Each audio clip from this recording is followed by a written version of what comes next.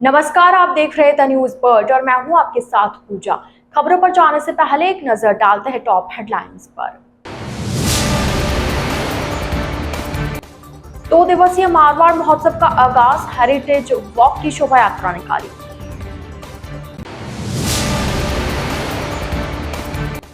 Doctor BS Jodha फिर बने medical college के प्रिंसिपल, कार्यभार संभाला। Public Arts Trust of India द्वारा जोधपुर आर्ट्स वीक का हुआ भव्य आयोजन।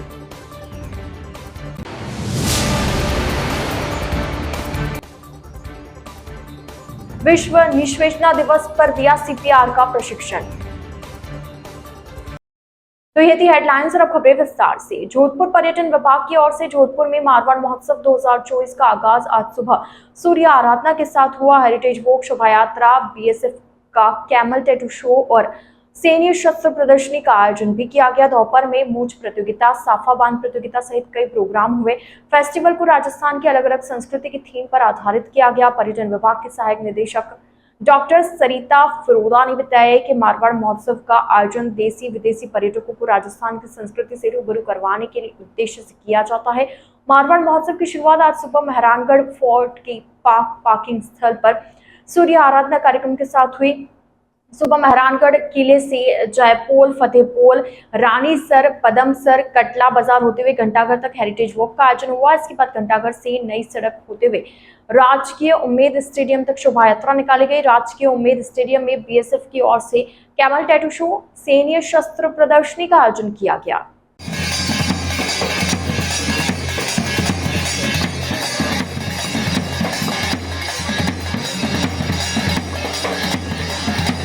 नमस्कार। जैसा कि आप सभी को पता है, हमारे 2 दिवसीय मारवाड़ समारोह का आगाज आज सुबह मेहरानगढ़ फोर्ट से सूर्य आराधना के साथ हो चुका है।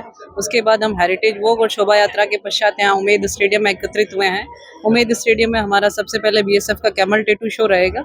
उसके बाद में कई प्रकार की यहाँ पे कॉम्पिटिशन्स रहेंगी, जिसमें मटका दौड़ है, रस्साकसी है, मिस मारवाड़, मारवाड़ श्री। इसी के साथ में यहाँ पतंगबाजी भी हो रही है, पतंगों की यहाँ पे प्रदर्शनी भी लगी हुई है।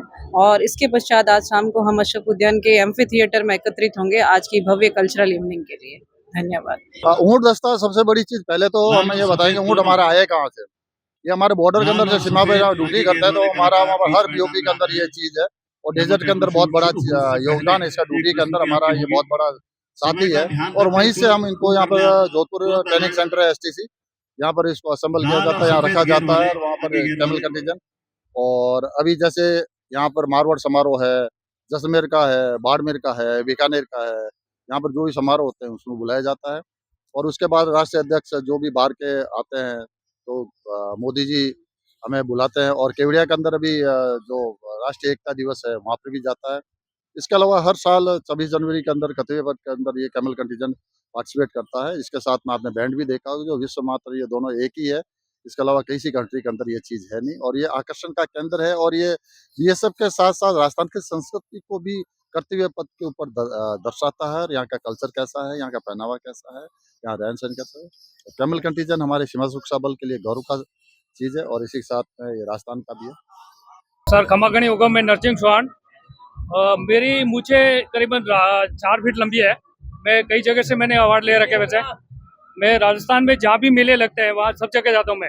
और जहाँ जाके मैं जहाँ जिधर भी जब मेला लगता है वहाँ जाता हूँ और अपना पार्टिसिपेट करता हूँ। और मैं कई जगह से मैंने अवार्ड ले रखा है। और ये हम मूछों को बहुत साल संभाल के रखते हैं। अगर हम बच्चे की तरह इनको पालते हैं, और एक भी बाल हमारा अगर टूट जाता है तो हमें जो बहुत ही दुख होता है कि हमारा एक बाल टूट गया इसको बहुत। और ये राजस्थान की हमारी शान है। हम राजस्थान में ये पेन पहनाव, ये अपना पेन पहनाव है जो पहन के जाते हैं। और जहाँ भी जाते हैं अपना है जो ये राजस्थान का बढ़ावा देते हैं। भाई ऐसा हम भी, आप भी मतलब पीछे आने वाली पीढ़ी को आप भी ऐसे मतलब ऐसे हमारे जैसे मूछे रखे, ये कपड़े पहने, ताकि राजस्थान की कल्चर जो है ना वो हम है जो अपनी बढ़ावा दे सके। और राजस्थान के कल्चर को बढ़ावा देने के लिए हम बहुत से जगह मेले में जाते हैं। जहाँ भी जब मेला लगता है तो हम टेंशन नहीं लेते कि भाई हमारा खर्चा लगे, पर हम जाते हैं और अपना है जो बढ़ावा देने के लिए कि राजस्थान में जाएंगे और जहाँ मेले लगेंगे वहाँ अपना है जो ये लुक बताएंगे कि आपने कैसे। मेरी 4 फीट लंबी मूछे है। डॉक्टर BS जोधा ने बुधवार को एक बार फिर डॉक्टर SN मेडिकल कॉलेज के प्रिंसिपल व नियंत्रक का पदभार संभाला। वह करीब 1.5 महीने बाद एक बार फिर से कॉलेज के प्रिंसिपल बनाए गए हैं। डॉक्टर BS जोधा को करीब 1.5 महीने पहले राज्य सरकार ने डॉक्टर SN मेडिकल कॉलेज के प्रिंसिपल पद से हटाया था। उनकी जगह डॉक्टर भारती सरस्वत को प्रिंसिपल बनाया गया था। 2 दिन पहले डॉक्टर जोधा को एक बार फिर कॉलेज का प्रिंसिपल नियुक्त किया गया। डॉक्टर BS जोधा ने आज मेडिकल कॉलेज के प्रिंसिपल पद का कार्यभार ग्रहण किया। इस अवसर पर अतिरिक्त प्रधानाचार्य डॉक्टर योगीराज जोशी, डॉक्टर राजकुमार राठौड़, सभी अस्पतालों के अधीक्षक डॉक्टर नवीन किशोरिया और अस्पतालों के चिकित्सक, नर्सिंग कर्मियों एवं समस्त महाविद्यालय के अधिकारियों व कर्मचारियों द्वारा माल्यार्पण कर स्वागत किया गया। कार्यभार अभी संभाला ही है और समस्याओं से मैं अवगत रहता हूँ। वैसे भी मेरी 32-33 साल की सर्विसेज है। उन समस्याओं का समाधान के लिए मैं निरंतर प्रयासरत भी रहता हूँ। चाहे उस पोस्ट पे नहीं रहा हूँ, फिर भी मेरी ये व्यक्तिगत प्रयास रहता है कि कहाँ जो समस्या रहती है उसको कैसे सुलझाया जा सकता है। और मेरे साथ में मेरे सभी सहयोगी सुपरिटेंडेंट सभी उपस्थित हैं। उन सबका सहयोग बराबर मिलेगा हमें और हम प्रयास करेंगे कि मरीजों के हित में जो कार्य हैं उनके लिए हम प्राथमिकता से उनको पूरा करें, जिससे मरीजों को कम से कम तकलीफ़ें हो, चाहे वो डायग्नोस्टिक हो, उनकी ट्रीटमेंट की हो या और किसी तरह की साफ़ सफाई की व्यवस्था हो, वातावरण में हो, रेजिडेंट्स की जो समस्याएं हैं उनको भी हम सुलझाने की कोशिश करेंगे कि जिससे जो सर्विसेज हैं बराबर अच्छे से चलती रहे। जोधपुर शहर की चाक चौबंद और भीड़भाड़ के बीच रंगों और रेखाओं से सजे कैनवास ने ब्लू सिटी जोधपुर की रंगत में 4 चांद लगा दिए हैं।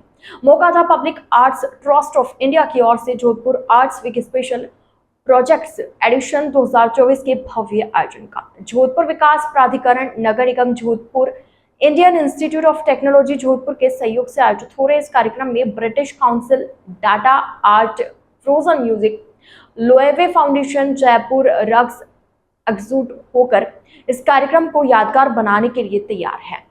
जोधपुर के ऐतिहासिक वॉल सिटी में स्थित तुर्जी का झालरा, घंटाघर जैसी पर्यटक स्थलों पर कार्यक्रम का आरंभ किया गया, जहां 21 अक्टूबर तक चलने वाले इस 7 दिवसीय कार्यक्रम का शुभारंभ मंगलवार शाम को श्री सुमेर स्कूल में हुआ। कार्यक्रम के उद्घाटन के लिए मुख्य अतिथि के तौर पर JDA कमिश्नर उत्साह चौधरी, जोधपुर नगर निगम कमिश्नर शुभा मंगला, प्रेस्टीज ग्रुप के MD रिजवान रजाक और एग्जीक्यूटिव डायरेक्टर फैज रिजवान उपस्थित रहे। PATI की कला उद्यमी सना रिजवान द्वारा ब्लू सिटी जोधपुर की धरोहर, कला और संस्कृति को बढ़ावा देने के उद्देश्य से आयोजित हुए इस कार्यक्रम में दिन भर विभिन्न कार्यक्रमों की श्रृंखला देखने को मिली।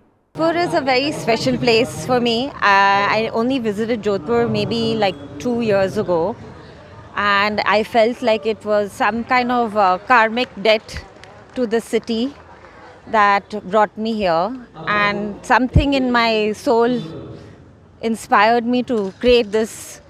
And the purpose of Jodhpur Art Week is to empower the youth of Rajasthan through art, to bridge communities, to break barriers and make an inclusive space for people to be inspired and to expand their minds and open their hearts and bring all different people, all different communities together.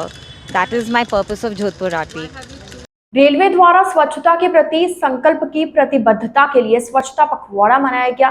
स्वच्छता पखवाड़े के दौरान आमजन और यात्रियों को जागरूक कर उनकी सहभागिता के साथ सफाई व्यवस्था को बेहतर बनाया गया। अभियान के समापन पर आज मुख्य सिटी स्टेशन पर स्कूली बच्चों, रेल यात्रियों को स्वच्छता के प्रति जागरूक करने के लिए चौपाल का आयोजन किया गया।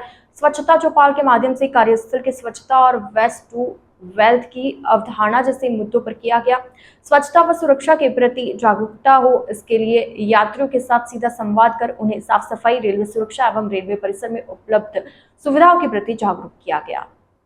पिछले कुछ माह के अंदर जोधपुर शहर में एक के बाद एक छोटी छोटी बच्चियों के साथ और महिलाओं के साथ दुष्कर्म की घटनाएं हो रही हैं। इस विषय को लेकर आज ABVP ने जोधपुर पुलिस कमिश्नर ऑफिस के बाहर विरोध किया। इस विषय पर ABVP के महानगर मंत्री विशाल गौड़ ने बताया कि एक के बाद एक बेटी और महिलाओं के साथ दुष्कर्म की घटनाएं होने से जोधपुर में महिलाओं में असुरक्षा का भय बढ़ा है। ऐतिहासिक शहर जोधपुर में ऐसी घटना शहर के लिए कलंक है। बेटियों के साथ हो रही दुष्कर्म की घटनाएं रुकने का नाम नहीं ले रही। कहीं ना कहीं जोधपुर पुलिस शहर में कानून व्यवस्था संभालने में नाकामयाब दिख रही है। जनता में भी पुलिस प्रशासन के प्रति विश्वास कम हो रहा है। जोधपुर में बढ़ रहे महिला अत्याचार के मामले को रोकने हेतु विद्यार्थी परिषद विभिन्न मांगों को लेकर आज पुलिस कमिश्नरेट पर विरोध प्रदर्शन करने पहुंचा। महिलाओं के सम्मान में बलात्कारियों को फांसी दो।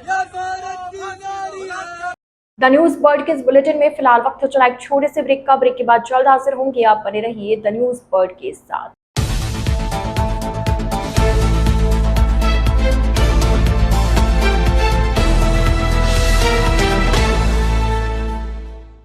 ब्रेक के बाद आपका स्वागत है। विश्व निश्चेतना दिवस के उपलक्ष्य में राजकीय माध्यमिक विद्यालय पुलिस लाइन स्कूल में कार्यक्रम आयोजित किया गया। इस दौरान बच्चों को सीपीआर का प्रशिक्षण दिया गया। डॉक्टर MC पवार ने कहा कि शल्य क्रिया के बिना आधुनिक स्वास्थ्य सेवा की कल्पना असंभव है। इसी प्रकार निश्चेतना के बिना शल्य क्रिया अकल्पनीय है। आधुनिक समय में भी आम आदमी को विज्ञान एवं निश्चेतना विशेषज्ञ के बारे में जानकारी बहुत ही सीमित है। लोगों के दिमाग में इस पर कई तरह के भ्रम व शंकाएं हैं। इसलिए जब मरीज अपनी शल्य क्रिया के लिए शल्य क्रिया विशेषज्ञ से संपर्क करता है तो वो अपने निश्चेतना विशेषज्ञ के बारे में भी पूरी जानकारी उनसे ले। कार्यक्रम के दौरान डॉक्टर पवार ने 180 सेकंड्स में बेहोश मरीज की हृदय फेफड़े पुनर्जीवन विधि से कैसे जान बचाई जा सकती है, इसके बारे में पुतले पर प्रदर्शन कर जानकारी दी। उन्होंने कहा कि किसी भी व्यक्ति को बचाते समय उससे भावनात्मक रूप से नहीं जुड़ना चाहिए, नहीं तो आप उसे बचा नहीं सकते। डॉक्टर शांति धारीवाल ने भी कार्यक्रम में भाग लिया। प्रिंसिपल श्रवण मालविया ने डॉक्टर पवार को उनके CPR प्रशिक्षण के लिए आभार प्रमाण पत्र दिया। फिर इसको हाथ उठा के क्रिस क्रॉस करेंगे और उसके बाद में आदमी हार्ट कितनी बार पल्स कितनी होती है, पल्स कितनी ग्रीन आ रहा है 72 टाइम्स। सावित्री राजकीय बालिका उच्च प्राथमिक विद्यालय विद्यालय विकास समिति एवं संघर्ष समिति की ओर से लक्ष्मणगढ़ उपखंड अधिकारी को सावित्री राजकीय बालिका उच्च प्राथमिक विद्यालय के भवन को बचाने के विषय में ज्ञापन दिया गया। ज्ञापन में बताया गया कि सावित्री राजकीय उच्च प्राथमिक विद्यालय वार्ड नंबर 34 में स्थित है और करीब 33 वर्षों से पंसारियों की धर्मशाला में संचालित है, जिसमें करीब 139 बालिकाएं अध्ययन कर रही है। नागरिक परिषद उक्त विद्यालय को सेवा के नाम पर अपने अधिकार क्षेत्र में लेना चाहता है। यदि ऐसा होता है तो 139 बच्चों का भविष्य अंधकार में चला जाएगा। ज्ञापन में कहा गया कि बालिका शिक्षा पर विराम लगाने के लिए उक्त कार्यक्रम पर रोक लगवाई जाए। इस मौके पर एडवोकेट महावीर प्रसाद सैनी, शिक्षाविद पवन गोयनका सहित प्रबुद्धजन मौजूद रहे। मामला ऐसा है कि लड़कियों की शिक्षा के लिए राजकीय सावित्री कन्या विद्यालय का एक्सटेंशन काउंटर आज के करीब 34 वर्ष पूर्व पानी की टंकी के पास और जो किनकी हवेली में शिफ्ट किया गया था। उस समय प्राथमिक चला, प्राथमिक से अब उच्च प्राथमिक विद्यालय बच्चों का चल रहा है। वहाँ से करीब एक कक्षा पहली से लेकर 8वीं तक की कक्षाएं लगातार आज 34 वर्षों से चालू है। अब भूमाफिया लोगों ने इस जगह को हथियाने के लिए अचानक गलत जो डेलीगेशन लेके मंत्री महोदय से जयपुर से आदेश करवाए हैं कि इस जगह को खाली किया जाए, जबकि बच्चों के बैठने के लिए सावित्री कन्या विद्यालय तो पहले ही भामाशाहों के बल पर चल रही थी और भामाशाहों के बल पर ही ये कन्या विद्यालय यहाँ चल रहा है। तो ऐसी स्थिति में बच्चियाँ कहाँ जाए? एक तरफ तो देश में लड़कियों की शिक्षा के लिए व्यापक व्यवस्था है, दूसरी तरफ उसी आदेश सरकारी आदेश से जहाँ बच्चियाँ लंबे समय से पढ़ रही है उसको खाली करवाना चाहते हैं। कतिपय भूमाफिया लोग और असामाजिक तत्व इस पर हावी है और वो जल्दी से जल्दी इन प्रकार इस स्कूल को यहाँ से शिफ्ट करवाने या खाली करवाने में लगे हैं, जिसके लिए आज हमने सभी ने और उपखंड अधिकारी महोदय को ज्ञापन दिया है कि ऐसा बल प्रयोग बच्चों के स्कूल के साथ नहीं हो। आपका नाम? मेरा नाम एडवोकेट महावीर प्रसाद सैनी है, पूर्व पालिका अध्यक्ष और वर्तमान पार्षद वार्ड नंबर 35। नागौर के जिला मजिस्ट्रेट एवं जिला कलेक्टर अरुण कुमार पुरोहित ने जिले की परिस्थितियों एवं प्रायोजन तथा भारत निर्वाचन आयोग के निर्देशानुसार जिले में भारतीय नागरिक सुरक्षा संहिता की धारा 163 के तहत प्रदत्त शक्तियों का प्रयोग करते हुए जिला नागौर की राजस्व सीमाओं के भीतर निषेधाज्ञा लागू करने के आदेश जारी किए। भारत निर्वाचन आयोग द्वारा 15 अक्टूबर 2024 को घोषित कार्यक्रम अनुसार विधानसभा उपचुनाव 2024 हेतु निर्वाचन की गतिविधियां प्रारंभ हो गई है। चुनाव शांतिपूर्वक संपन्न हो, निष्पक्ष एवं सुव्यवस्थित ढंग से संपन्न कराया जाना आवश्यक है। साथ ही खीवंसर विधानसभा क्षेत्र के सभी वर्गों के मतदान बिना किसी आतंक व भय के अपने संवैधानिक मताधिकार का प्रयोग कर सके। इस हेतु असामाजिक, अवांछित एवं बाधक तत्वों की गतिविधियों को नियंत्रित करने तथा कानून व्यवस्था एवं लोक शांति बनाए रखने हेतु प्रतिबंधात्मक उपाय किया जाना नितांत आवश्यक है। मामा बालेश्वर दयाल राजकीय महाविद्यालय कुशलगढ़ में इतिहास विभाग द्वारा देवी अहिल्याबाई होलकर के कृतित्व एवं व्यक्तित्व विषय पर कार्यशाला आयोजित की गई। प्राचार्य महेंद्र कुमार देपन ने बताया कि लोक माता अहिल्याबाई का संघर्षमय जीवन नारी शक्ति के लिए अनुकरणीय, प्रेरणादायी है। इतिहास के सहायक आचार्य कन्हैयालाल खाट ने कहा कि अहिल्याबाई होलकर ने सन 1757 में होलकर राज्य की बागडोर संभाली थी।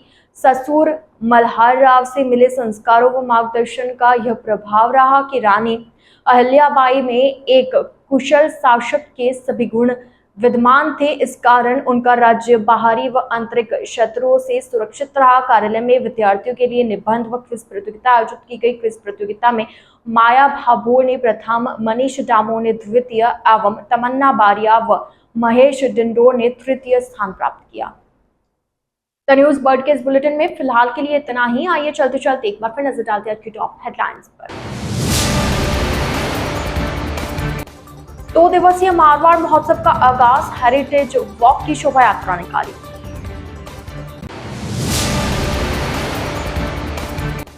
डॉक्टर BS जोधा फिर बने मेडिकल कॉलेज के प्रिंसिपल, कार्यभार संभाला। Public Arts Trust of India द्वारा जोधपुर आर्ट्स वीक का हुआ भव्य आयोजन।